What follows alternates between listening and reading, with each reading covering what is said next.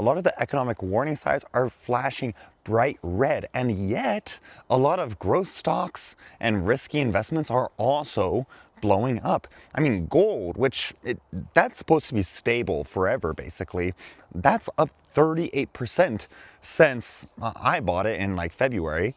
And meanwhile, Tesla, which is an incredibly risky asset, they don't even have any growth anymore. Frankly, it's all just based off of lies from Elon Musk. That's also up like 38% or something.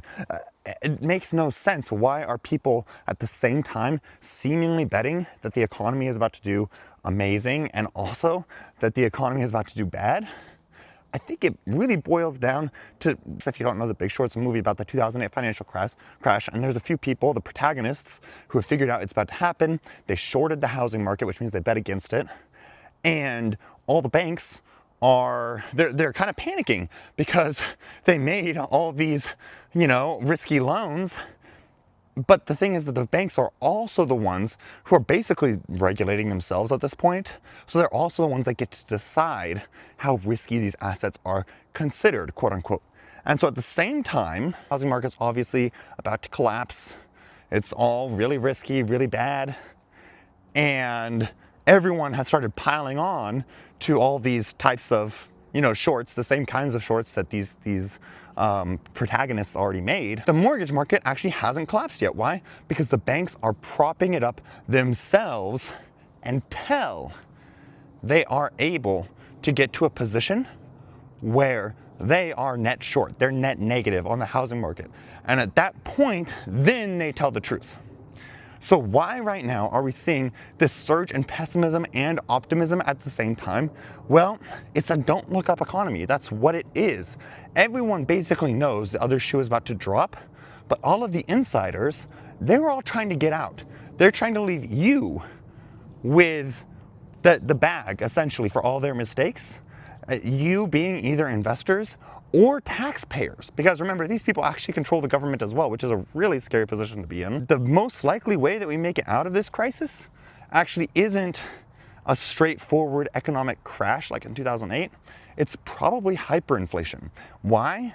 Because a lot of these people who are part of the government now made levered bets in favor of like huge growth, and they need to get out of that.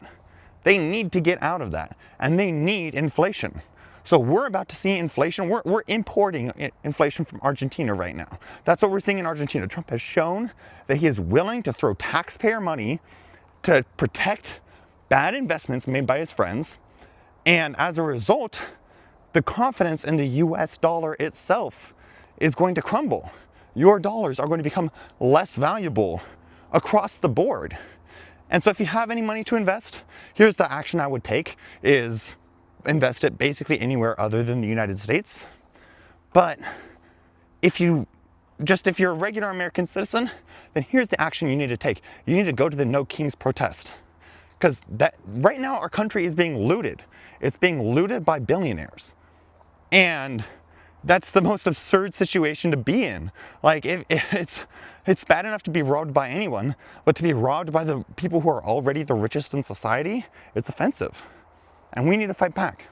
So I expect you all to be there Saturday because we need to make our voices heard. Trump is already gearing up to essentially make sure that the midterms are not fair. The Supreme Court is about to throw out the Voting Rights Act.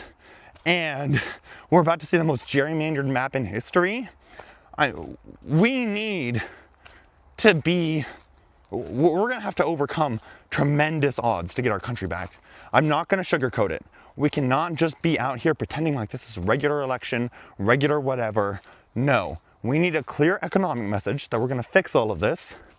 We need to go out and educate people, educate our family members, educate our friends, and we need to be in the streets, actually protesting and making our voices heard, because this is not a normal election. This is not an election where you can afford just to, check a box and then go home. This is an election that's going to take 100% from everyone. And the alternative is 70 years of Argentina. 70 years of stagnation and inflation and the working class just saying their purchasing power erode and erode and erode. And if you don't want to live in that future, and I know I don't, then get out there and fight for your rights.